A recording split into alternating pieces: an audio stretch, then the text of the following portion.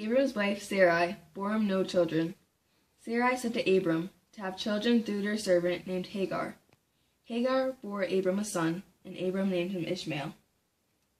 When Abram was 99 years old, the Lord appeared to him and said, I am God the Almighty.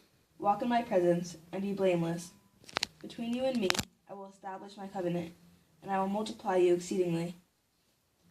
My covenant with you is this: you are to become the father of a host of nations. No longer shall you be called Abram. Your name shall be Abraham, for I am making you the father of a host of nations. I will render you exceedingly fertile. I will make nations of you. Kings shall stem from you. I will maintain my covenant with you and your descendants after you throughout the ages as an everlasting pact, to be your God and the God of your descendants after you.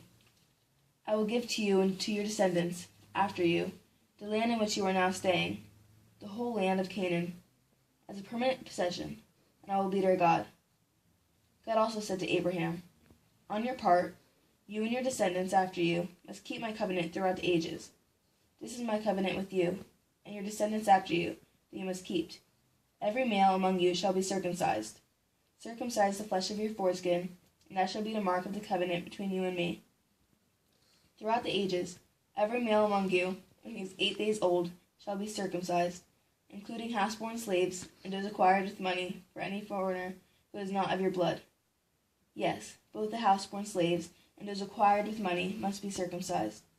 Thus my covenant shall be in your flesh as an everlasting pact. If a male is uncircumcised, that is, if the flesh of his foreskin has not been cut away, such a one shall be cut off from his people. He has broken my covenant. God further said to Abraham, as for your wife Sarai, do not call her Sarai. Her name shall be Sarah. I will bless her, and I will give you a son by her. Him also will I bless.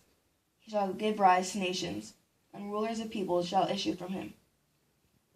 Abraham laughed as he said to himself, can a child be born to a man who is 100 years old, or can Sarah give birth at 90? Nevertheless, your wife Sarah is to bear you a son, and you shall call him Isaac. I will maintain my covenant with him as an everlasting pact, to be his God and the God of his descendants after him. As for Ishmael, I am heeding you. I hereby bless him.